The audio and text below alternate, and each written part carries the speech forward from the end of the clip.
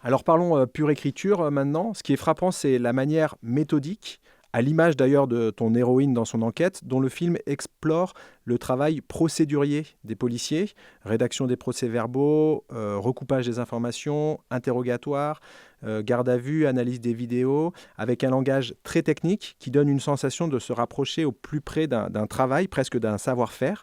On n'est pas loin d'une approche quasi documentaire. Parfois, ça m'a presque fait penser au cinéma de Frédéric Weisman, qui décortique les institutions publiques américaines dans ses documentaires. On sent chez toi, en tout cas je sens chez toi, vraiment un appétit pour les questions telles que comment ça fonctionne précisément. Et du coup, on a l'impression de redécouvrir un univers, l'univers policier en l'occurrence, qu'on a pourtant tellement l'occasion de voir représenté par ailleurs. Toi, d'où est-ce qu'il vient ce goût, en fait, pour l'investigation, l'enquête? Alors, avant le goût pour l'investigation et l'enquête, je pense qu'il y a un goût pour essayer de comprendre le fonctionnement des institutions. Enfin, tu parles de Frédéric Wiseman. Moi, j'aime beaucoup son travail et la façon dont il arrive à montrer le fonctionnement ou le dysfonctionnement des institutions est vraiment passionnant. Donc déjà, en tant que citoyen, j'aime bien essayer de comprendre comment ça fonctionne, et d'autant plus quand c'est des institutions qui nous concernent tous directement, enfin comme la police, et qui questionnent aussi le rapport entre la police et les citoyens. Et je trouve que c'est aussi quelque chose qui, enfin parce que des fictions, des films, des romans, enfin sur la police ou des enquêtes policières, il y en a évidemment des milliers, mais c'est un aspect qui est souvent mis de côté parce que ça paraît un peu âpre ou un peu rébarbatif ou pas intéressant. Et moi, c'est justement ce qui me passionne et ce qui m'a passionné aussi, enfin quand j'ai... Parce que c'est vrai que dans tous mes premiers films, enfin, que ce soit Harry, Lemming ou même Seules les bêtes, enfin où il y a des crimes, j'ai toujours tout fait pour qu'il n'y ait pas de policiers parce que ça m'emmerdait que tout à coup il y ait une enquête policière, enfin même si dans Seules les bêtes il y a un gendarme, donc Bastien Bouillon, mais qui a plus un rôle d'assistant social que d'enquêteur réellement. Et c'est vraiment la lecture du livre de Pauline Guénard, 18.3, une année à la PJ, qu'elle a écrit suite à une immersion d'un an à la PJ de Versailles, et où justement j'avais pour la première fois l'impression d'avoir une plongée très réelle dans cet univers-là. Enfin, comme j'ai pu aussi l'avoir en voyant la série The Wire sur écoute de David Simon, enfin, où on sent aussi qu'il y a une très forte documentation derrière, et qui n'a pas peur de montrer tous les aspects ingrats du travail policier.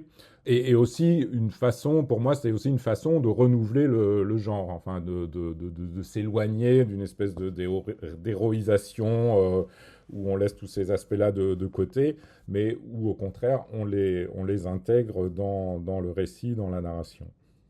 Alors pour continuer sur la question de l'écriture pure cinématographique, une question qu'on se pose souvent, c'est celle du point de vue. Dans La Nuit du 12, tu faisais le choix de montrer l'agression dès le début du film, même si l'agresseur se cachait derrière une cagoule et qu'on ne pouvait le reconnaître. Cela donnait néanmoins à voir aux spectateurs ce que les enquêteurs ne verront jamais et essaieront en vain de trouver, c'est-à-dire quelque part l'image manquante de l'agression. Là, pareil, les enquêteurs y recherchent une image manquante, mais tu fais le choix inverse, c'est-à-dire de ne pas montrer d'emblée la bavure policière et ensuite de leur faire découvrir cette image manquante et par conséquence aux spectateurs aussi en même temps. En fait, tu fais le choix de ne montrer que ce que les enquêteurs voient, c'est-à-dire d'être dans le point de vue strict de Stéphanie. Et choisir un point de vue unique, cela impacte fortement l'écriture dans tout ce que tu mets hors champ, mais aussi le tournage au niveau du découpage et même après le montage. En quoi ce récit de Dossier 137 nécessitait un point de vue aussi affirmé? Bah, pour moi, alors déjà, la question du point de vue est quelque chose de vraiment primordial quand on écrit un scénario. Enfin, même ça en découle aussi des choix de mise en scène. Et c'est vraiment, il m'arrive de faire des interventions, enfin, dans les écoles de cinéma, à la Fémis ou à la Cinéfabrique, j'insiste vraiment beaucoup là-dessus, enfin, que les étudiants se posent ces questions-là, ces questions de point de vue, de quel point de vue est-ce que je raconte l'histoire, parce que tout en découle. Et c'est vrai que dans La Nuit du 12, il y a cette entorse, puisqu'on voit le meurtre que les enquêteurs ne voient pas. Et d'ailleurs, ça a été tout un débat aussi avec les productrices, voilà, enfin, même d'un point de vue moral presque. Est-ce qu'on peut montrer ce meurtre qui est horrible et est-ce qu'on risque pas de tomber dans une sorte de voyeurisme ou de sensationnalisme? Donc ça aussi, c'est des questions que je me pose sur comment est-ce qu'on va filmer ça pour ne pas tomber là-dedans. Dans Dossier 137, la question ne se posait pas, puisque un des ressorts de l'enquête, c'est justement qu'au début, on ne sait rien. Enfin, on a un témoignage dont on ne sait pas s'il est véridique ou non, et que petit à petit, le puzzle va se compléter, où l'enquête va avancer par paliers grâce à des vidéos qui permettent d'identifier les policiers mis en cause, et puis finalement d'avoir même une vidéo où on voit ce qui s'est passé. Et du coup, ça paraissait évidemment plus cohérent et plus fort d'être strictement dans le point de vue de l'enquêtrice et de découvrir les choses avec elle pendant cette enquête. Alors j'ai l'impression aussi que dans ton écriture, tu laisses plus de place à des éléments de comédie. J'ai pas ce souvenir dans La Nuit du 12, même si dans certains interrogatoires, on retrouvait ce comique par l'absurde ou dans les scènes domestiques parfois un peu cocasses. Là, tu vas plus loin, il me semble.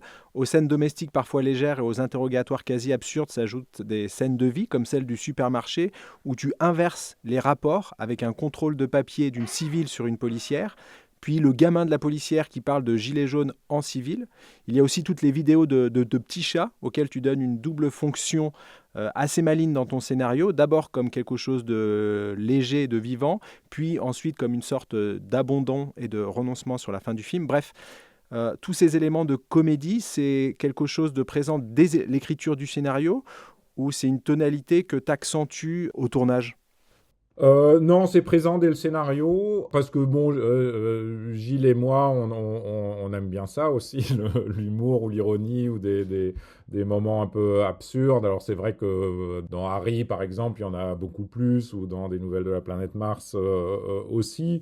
Là, le sujet s'y prête un peu moins, mais c'est quand même une façon à la fois de travailler par contraste, c'est-à-dire que quand on a des moments plus légers, enfin déjà ça crée des soupapes pour le spectateur, et puis ça met aussi plus en relief les moments plus graves et plus dramatiques. Ça permet aussi de caractériser des personnages. Enfin, tu mentionnais tout à l'heure le fait que Benoît, le collègue de Stéphanie, vole des savons dans l'hôtel de luxe, mais il y a aussi le fait, voilà, enfin, ce que tu disais sur le statut social aussi des policiers, qui leur en vient pas d'apprendre que la suite coûte 2000 euros la nuit, où ils testent aussi le matelas. Enfin, c'est des choses qui permettent de caractériser le personnage.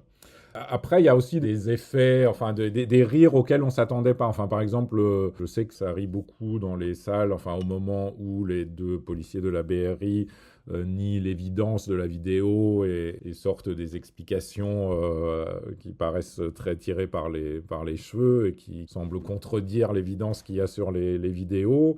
Et enfin, pour nous, c'était... On pensait pas que les gens allaient rire à ce moment-là. Donc, mais ça, c'est... Enfin, c'est pas du tout que ça nous dérange, au contraire, mais parfois on ne mesure pas non plus tous les effets et toutes les réactions du public. Ouais, d'ailleurs, je confirme parce que nous, on a eu la chance d'avoir le film en avant-première et c'est vrai que les interrogatoires sont source souvent un peu de rire dans la salle. Alors maintenant, parlons du tournage et de la mise en scène. Déjà, question courte pour une fois, est-ce que tu travailles avec des références visuelles précises lorsque tu prépares tes films et notamment celui-là? Non. En fait, ce travail-là, enfin, de choix visuel, se fait quand même beaucoup autour des repérages, autour des décors qu'on va choisir, qu'on va trouver, de se demander, voilà, comment est-ce qu'on filme là-dedans.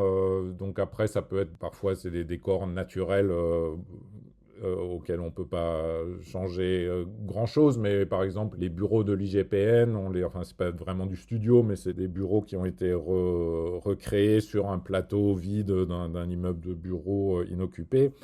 et du coup, on a pu les agencer quand même au niveau de la taille, de la disposition des bureaux. Et donc, c'est aussi en cherchant, en essayant, en préfigurant les choses pendant la préparation qu'on s'approche petit à petit d'une certaine vérité.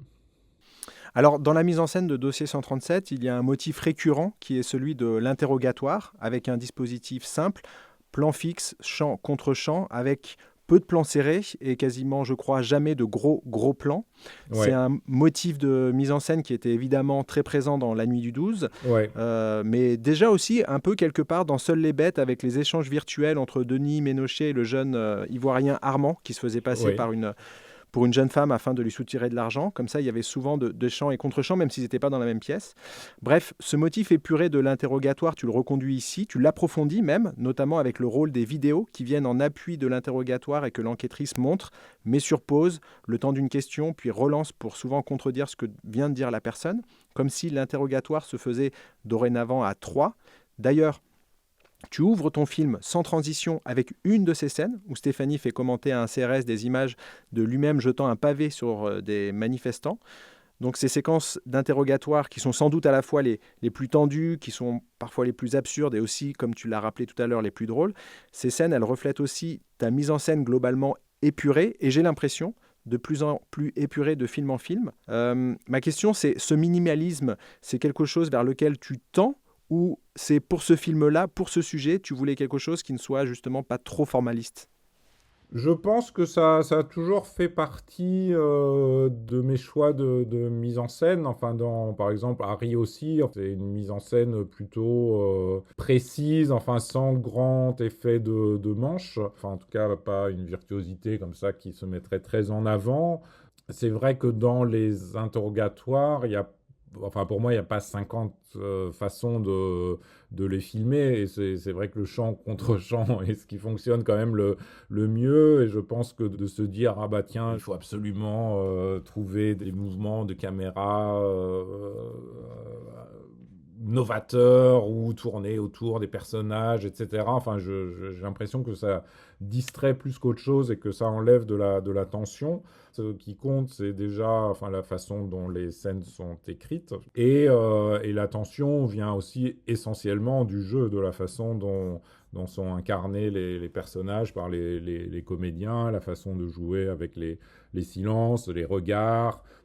Et comme tu disais, d'autant plus quand il y a des écrans avec des images qu'il faut regarder. Donc le policier mis en cause qui regarde l'image pendant que l'enquêtrice regarde le policier qui regarde l'image. Et ces scènes-là s'appuient beaucoup là-dessus. Mais j'ai pas l'impression qu'il y aurait une tendance à aller vers quelque chose de plus en plus minimaliste, parce que, enfin, justement, dans Dossier 137, il y a aussi des scènes, alors, où, en termes de plans, on peut être très frontal, mais tous les plans d'entretien, d'audition croisée avec les chefs d'unité, enfin, où c'est le montage qui fait le travail aussi pour donner du rythme et montrer la répétitivité de ces auditions, y compris toutes les séquences enfin, dont tu parlais tout à l'heure, avec ce langage très technique où on entend en voix off les textes des réquisitions, prions et au besoin requérons, etc., etc., avec des images des enquêteurs, des claviers, des écrans d'ordinateur, d'images qui ont un rapport avec l'enquête, qui nourrissent tout ça. D'ailleurs, justement, j'ai une question de montage et aussi liée à l'écriture. En effet, comme tu le dis, des fois, ton film, même s'il questionne un rapport très concret au travail d'enquête, il est en même temps très rythmé et ce rythme, il est souvent donné par le montage où tu entrecroises différents interrogatoires. Ça, c'est quelque chose que tu as déjà en tête au moment de l'écriture ou c'est vraiment du pur travail de montage? C'est déjà présent à l'écriture. Enfin, dans le scénario, c'est déjà écrit comme ça. Alors, pas forcément avec exactement telle phrase, puis telle phrase, puis telle phrase, mais il y a déjà cet effet de montage. Et après, au tournage, pour chaque chef d'unité, on tourne la séquence comme s'il s'agissait que de lui, avec différents axes, différentes valeurs, pour avoir le plus de choix possible au montage, mais l'effet, il est déjà présent dans le scénario. Alors, autre élément que tu reprends et que tu approfondis, c'est celui de la multiplicité des images et des écrans. Et encore une fois, ça arrive dès le début du film. Après le premier interrogatoire du CRS, Stéphanie rentre chez elle, trouve un chat abandonné dans le parking. Et ensuite, quand elle lave le chat, elle le fait en regardant un tuto sur son smartphone. Ensuite, il me semble qu'il y a un plan avec la télé du salon sur une Oui. chaîne d'infos en continu. Et ensuite, il y a une conversation en FaceTime avec son fils qui lui montre des gens qui se battent pas loin de lui. Bref, tu mets en scène une société du multi-écran où l'image fait partie du décor. Il y a aussi d'ailleurs ce motif plus loin où tu surimprimes plusieurs couches d'images, qui était déjà le cas dans La Nuit du 12 avec le visage de Bastien Bouillon. Bref, là encore, souvent on dit les écrans c'est quelque chose d'anti-cinématographique, et pour toi tu le rends cinématographique. Bon, c'est peut-être un peu vague comme question, mais comment tu fais? Alors, déjà, quand j'ai fait l'immersion à l'IGPN, j'ai très vite vu l'importance des images pour faire avancer une enquête. Et c'est vrai qu'à l'IGPN, j'ai vu que les enquêtrices et les enquêteurs passaient énormément de temps à visionner des images, à essayer de retrouver celles qui pouvaient correspondre à la plainte qui avait été déposée, et ce sur beaucoup de supports différents, donc les caméras de surveillance de la préfecture de police, des images de smartphones sur les réseaux sociaux, et que pour moi ça avait quelque chose de réellement cinématographique, de voir les enquêteurs comme ça scruter les images, essayer de trouver des choses qui les intéressaient. Et surtout, ce qui était particulièrement intéressant, c'était que même lorsqu'ils trouvaient des vidéos qui montraient des choses qui les intéressaient, c'était pas pour autant qu'il y avait une vérité objective. C'est-à-dire que selon l'enquêteur qui regardait, il pouvait y voir ou y interpréter des choses différentes, que telle chose ou tel geste d'un manifestant lui paraissait menaçant, alors que son collègue y trouvait que non.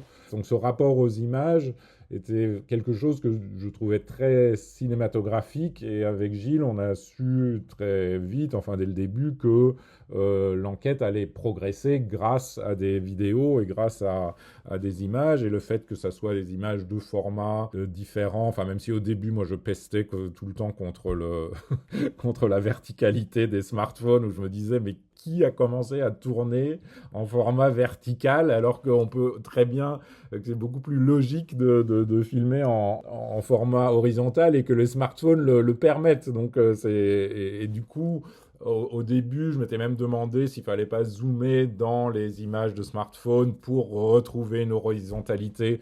Mais on se rendait compte que du coup, on comprenait plus quel type d'image c'était, et donc on est revenu au fait de voir les images de smartphone avec des bandes noires à droite et à gauche pour respecter la verticalité de ces images. Enfin, ce qui a l'avantage aussi qu'on sait immédiatement d'où ça vient, enfin que c'est effectivement des images de smartphone et pas autre chose.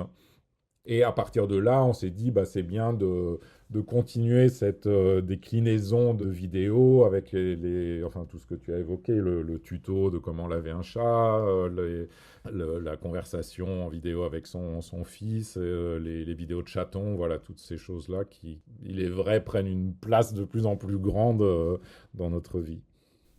Et aussi sur un tournage, parce que ce que tu dis pas, c'est que toi, toutes ces images, tu les utilises finalement comme éléments de décor ou comme interaction pour tes personnages, mais ces images-là, il faut quand même les tourner, donc ça rajoute des jours de tournage. Ça rajoute des jours de tournage, et comme il était important qu'on les ait pour les scènes, parce qu'on pourrait aussi dire, bon, bah, on filme les enquêteurs en train de regarder un écran d'ordinateur et on peut toujours incruster ce qu'on veut derrière, mais pour qu'ils puissent réagir réellement, ils ont besoin quand même de voir réellement les choses. Et donc c'est vrai que ça rajoute une difficulté, puisque c'est des choses qu'il faut faire au début du tournage, ou en tout cas avant les scènes où on voit les enquêteurs en train de visionner les vidéos. Et que ce qui est un peu étrange, c'est que parfois c'est des scènes qui demandent pas mal de moyens, parce que beaucoup de figurants, parce qu'il faut reconstituer un bout de manifestation avec des forces de l'ordre, avec des gilets jaunes, avec des barricades, avec des voitures en feu, etc. Et qu'on finit par filmer ça avec un smartphone, ou avec un appareil photo en haut d'une perche pour simuler les caméras de surveillance de la préfecture de police. D'ailleurs, sur un tournage, la plupart des questions qu'on se pose, elles sont très pragmatiques. Et là, tu en parles très bien avec cette histoire d'image dans les images. De manière assez globale, quelle idée, toi, tu te fais de là où placer la caméra pour une séquence? Est-ce que c'est quelque chose que tu réfléchis beaucoup en amont ou bien tu attends d'être dans le décor avec tes comédiens et du coup aussi avec tes écrans et tes séquences à l'intérieur des écrans? Bah, c'est un peu les deux. Enfin, j'essaye évidemment d'y penser en amont. C'est évidemment plus simple, enfin, quand on a les décors, quand on a accès aux décors pour pouvoir se poser ces questions-là. Du coup, par exemple, dans le plan de travail, comme le décor des bureaux de l'IGPN a été construit pendant les premières semaines de tournage où on tournait autre chose, on n'a pas pu y aller puisqu'on était occupé ailleurs, mais dans le plan de travail, du coup, on avait gardé 3 jours de transition pour pouvoir s'approprier le décor une fois qu'il était fini, et y compris y répéter certaines scènes avec les comédiens pour se poser des questions sur leur déplacement, sur où ils se situaient, sur comment on tournait le bureau plutôt dos à la fenêtre ou face à la fenêtre, enfin voilà, toutes ces choses-là. Je pense qu'il ne faut pas trop verrouiller les choses en amont, parce que parfois il faut se laisser un peu de latitude aussi pendant le tournage, mais je pense quand même que d'une manière générale, mieux on prépare les choses en amont, mieux on peut aussi s'en écarter pendant le tournage. Hmm. Alors le film repose pas mal ou en partie sur la performance de Léa Drucker. Elle est, il faut le dire, assez parfaite dans ce rôle-là, donnant de la complexité, de la nuance, avec autant d'empathie et d'écoute que de fermeté et d'autorité pour conduire à bien son enquête dans ce monde très masculin, très viril de la police. Elle avait déjà travaillé avec toi pour un petit rôle dans Des nouvelles de la planète Mars. Est-ce que tu sais dès l'écriture de ce projet-là que c'est elle que tu veux pour ce rôle-là ou en fait tu as fait passer un casting classique? J'ai pas écrit pour elle. Au début de l'écriture, je me posais pas encore la question du casting, mais c'est vrai que quand on écrit, forcément, on se pose des questions. On va voir un film, on voit une comédienne, un comédien, on se dit ah bah tiens, est-ce qu'un tel, une telle pourrait être intéressant pour tel ou tel personnage. Mais donc j'ai pas écrit pour elle, mais c'est vrai que pendant l'écriture, j'ai commencé à penser de plus en plus à elle pour incarner Stéphanie. Et à la fin, c'est quand même comme si on écrivait pour elle. Enfin, ce qui changeait pas grand-chose par rapport au dialogue ou aux situations, mais voilà. Mais je l'imaginais quand même très fortement dans le rôle de Stéphanie. Et du coup, dès qu'il y a eu une première version du scénario dialogué, je me suis empressé de lui proposer. Hmm. J'observe d'ailleurs que dans tous tes films, tu travailles chaque fois avec des acteurs assez reconnus dans leur métier. Je sens un vrai plaisir à travailler avec des acteurs confirmés chez toi. Comment tu qualifierais ton travail avec eux? Bah, pour moi, c'est pas vraiment un critère. Enfin, le critère, c'est de choisir le comédien ou la comédienne qui fonctionne le mieux pour le rôle. Et puis après, ce qui est important aussi, c'est de trouver un équilibre qui fonctionne à l'intérieur de la troupe, enfin de l'ensemble du casting, enfin qu'il n'y ait pas de déséquilibre. Enfin, je dis n'importe quoi, mais si par exemple dans Dossier 137, tout d'un coup, le commissaire de la BRI, ça avait été Daniel Auteuil, ça aurait été très bizarre, quoi. Ça aurait vraiment déséquilibré les choses. Voilà, grossi Ah un ouais, peu non, le mais trait. Hein. Et j'aime beaucoup Daniel Auteuil par ailleurs, donc c'est pas pour. ouais, non, mais je l'ai imaginé 5 secondes, ça m'a beaucoup fait rire. Euh, Pour continuer sur la direction d'acteur, là où je trouve que tu es assez fort, c'est que parfois, les répliques de Léa Drucker, mais aussi des autres comédiens, sur le papier, elles sont assez parfois un peu costauds. Et on sait que parfois, en tant que scénariste, plus on se fait plaisir en tant que scénariste et plus on peut mettre en difficulté les acteurs. Toi, comment tu arrives à gérer cet équilibre entre plaisir de l'écriture et direction d'acteur? Est-ce que par exemple, tu fais beaucoup de répétitions? Est-ce que tu as des répliques un peu alternatives au cas où ça passe pas sur le tournage? Comment tu fais? Bah, disons, alors déjà, quand on écrit avec Gilles, enfin, on essaye de pas écrire des dialogues pour se faire plaisir. Enfin, c'est ce que des gens comme Michel Audiard ont pu faire en s'appuyant comme ça sur des expressions un peu argotiques, etc. Mais nous, on essaye de mettre le dialogue quand même au service des personnages et du film. Puis après, on fait des lectures où, évidemment, les comédiens ont aussi enfin, soit on entend soi-même en tant que scénariste ou réalisateur que telle réplique sonne un peu bizarre ou un peu trop écrite ou trop ceci ou trop cela. Et puis les comédiens peuvent aussi signaler des difficultés qu'ils ont avec telle ou telle phrase. Et à ce moment-là, on va essayer de trouver des solutions qui conviennent aux comédiens sans dénaturer la scène. Voilà, donc, mais disons qu'il y a quand même relativement peu de changements sur les dialogues.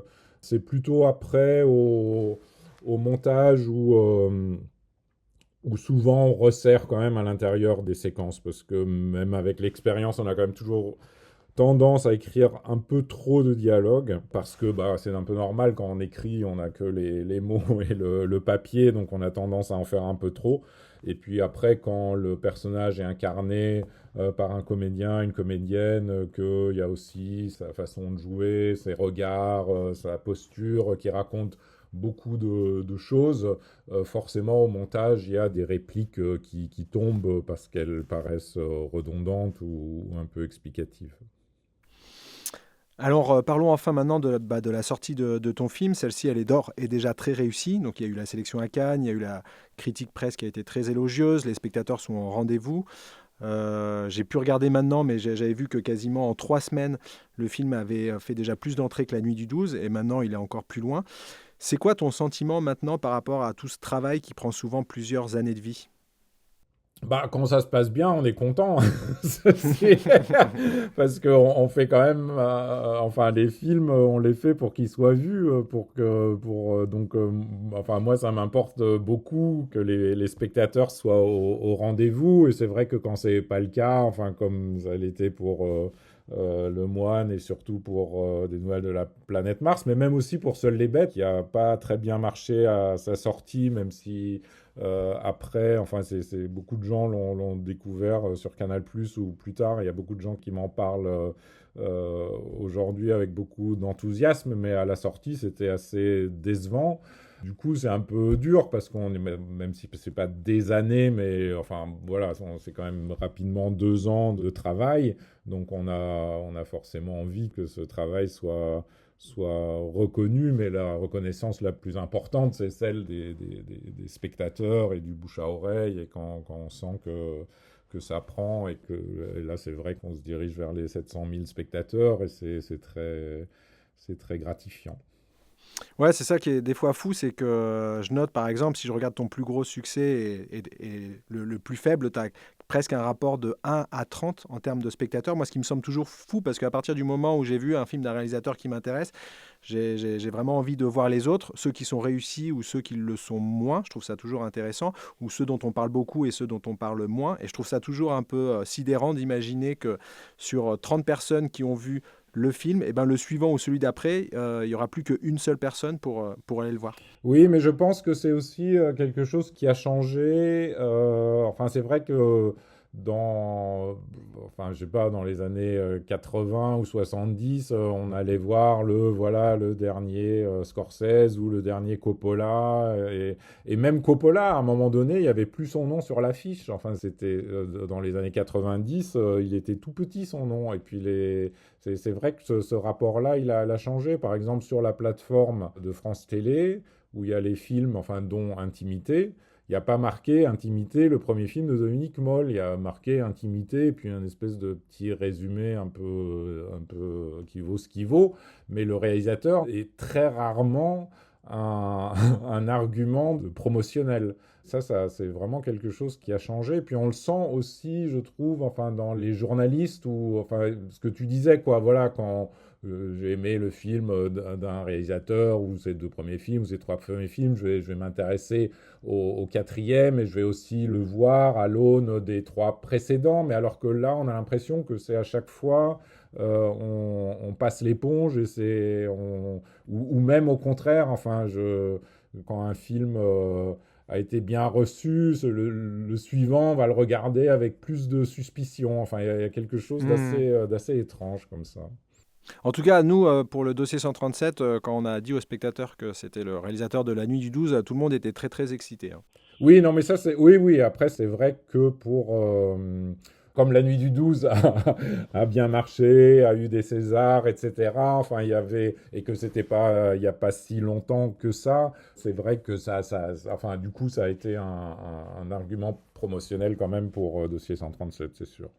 Tiens, d'ailleurs, j'observe que entre tes derniers films, il y a plus que 3 ans, alors que sur tes premiers films, le cycle d'écriture et de production, il était plus long. Oui. Comment ça se fait? C'est avec l'expérience ou c'est la nouvelle boîte de production qui arrive à avoir des financements plus rapides? Comment ça se fait que Ah non, non, t'as- ça a rien à voir avec des questions de production. C'est juste que quand j'étais plus jeune, j'avais l'impression que j'avais tout le temps devant moi et que du coup, je pouvais prendre beaucoup plus de temps et que là, je sens que j'en ai un peu moins. Et puis après, bon, c'est vrai que, enfin, avec l'expérience sur l'écriture, avec Gilles, on est quand même aussi un peu plus rapide, un peu plus efficace. Mais enfin, en tout cas, je trouve que le rythme de 3 ans me plaît plus que celui de 5 ans. Hmm. Alors, dernière question qui peut paraître un peu décalée en parlant à un cinéaste comme toi, mais est-ce que tu vas souvent au cinéma et quel rapport tu as avec la salle de cinéma? Alors, je vais assez souvent au cinéma et j'adore la salle du cinéma. Enfin, pour moi, c'est un lieu où je prends beaucoup plus de plaisir à voir un film que même à la maison, même si c'est sur un vidéoprojecteur.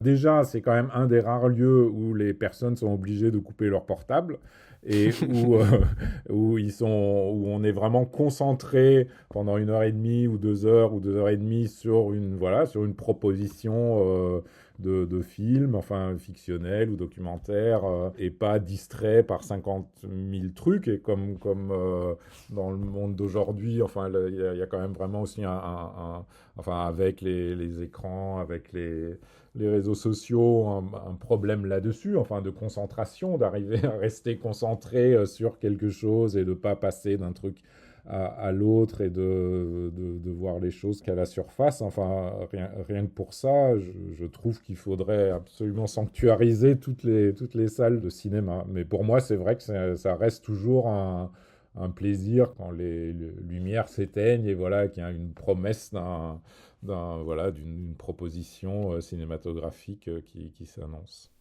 Ah, je comprends tellement ce que tu dis.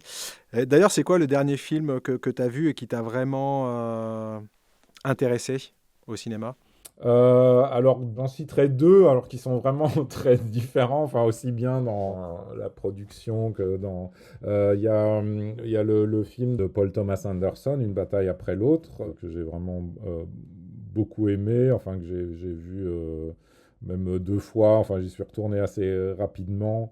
J'avais très envie de le revoir une deuxième fois, parce que c'est une vraie proposition de cinéma singulière, personnelle, avec une sorte d'énergie incroyable, une utilisation de la musique complètement folle. Voilà, enfin, ça m'embarque complètement.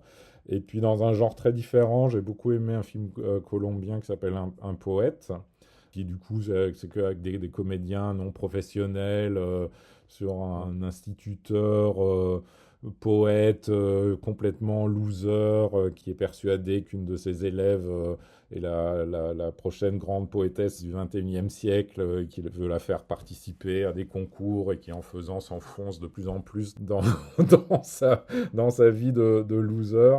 Mais là aussi, c'est une vraie... Voilà, en fait, ce que j'aime, c'est quand c'est des films qui m'amènent à des endroits qui me surprennent, enfin auxquels je ne m'attends pas, qui sortent des sentiers battus. Voilà, je suis à chaque fois très content de découvrir comme ça des vraies propositions. Eh ben, je te remercie, Dominique, pour cet échange très riche, très intéressant. Eh bien, avec grand plaisir. Merci à toi pour tout le travail préparatoire que tu as fait et tes questions.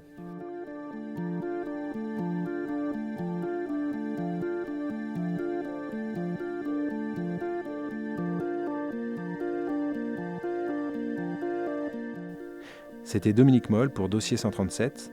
Merci pour votre écoute. Vous pouvez retrouver les précédents entretiens longs sur notre site internet ou sur notre page YouTube. Et à bientôt pour une prochaine discussion de cinéaste.